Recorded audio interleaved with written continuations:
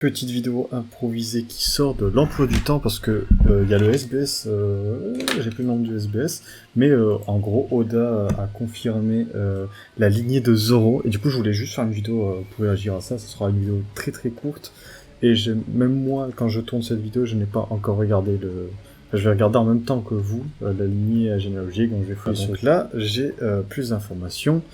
Et tout commence apparemment il y a 55 ans. Shimotsuki Kozaburo crée le Wado Ichimonji et Enma, qu'il a offert en cadeau à Oden quand il avait 4 ans. Putain, déjà, Oden à 4 ans, il avait deux sabres qui sont déjà de beaux calibres. Bref, avec 25 personnes, il a navigué de Wano avec la sœur aînée de Ushimaru, Furiko, et le charpentier Minatome. Et ça, c'était il y a 55 ans, et donc c'est là, c'était il y a 50 ans.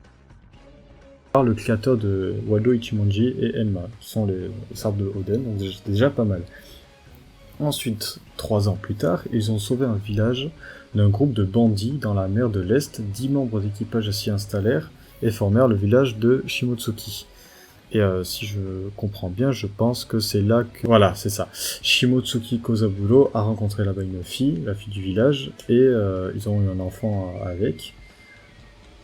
Et qui est Shumitsuki Koshiro, qui est, je crois, qui est du coup le père de Kuina, Shimotsuki Kuina, qui est mort accidentellement MDR. Et du coup, ils se sont donné le Wado Ichimonji de lignée, quoi, qui a finalement fini dans les bras de Zoro, qui est du coup le cousin de Kuina, si je comprends bien cet arbre généalogique. Et lui, Zoro, c'est le fils de Roronoa Anashi, qui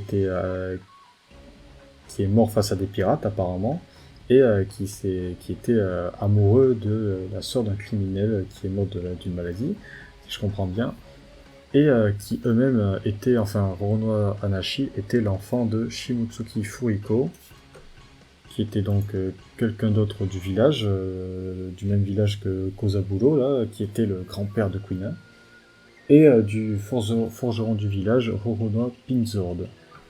Donc, voilà. Si je comprends pas. Mais là, voilà, plus de précision. Un épéiste du village, voilà, Furiko, s'était mis avec un épéiste du village, donc le grand-père de Zoro était un épéiste du village. Et le père de Zoro est mort au combat contre des pirates, c'est ça, là. Mort de maladie, ouais, c'est tout ce que je voulais dire, quoi. Donc voilà, c'est dans ce SBS, combien du coup 105 que Oda nous dévoile enfin l'arbre généalogique de Zoro. C'est vraiment... c'est intéressant. Je pensais que c'était fake au début, et j'ai vu que c'était pas fake, c'est pour ça que je me suis dit une petite vidéo pour en réagir, pour en parler.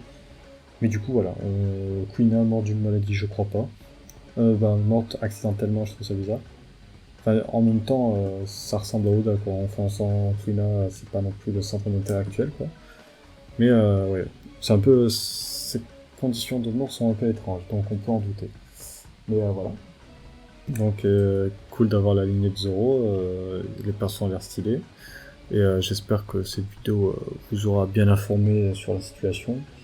Et on se retrouve la semaine prochaine du coup pour l'analyse du prochain chapitre. Bye tout le monde.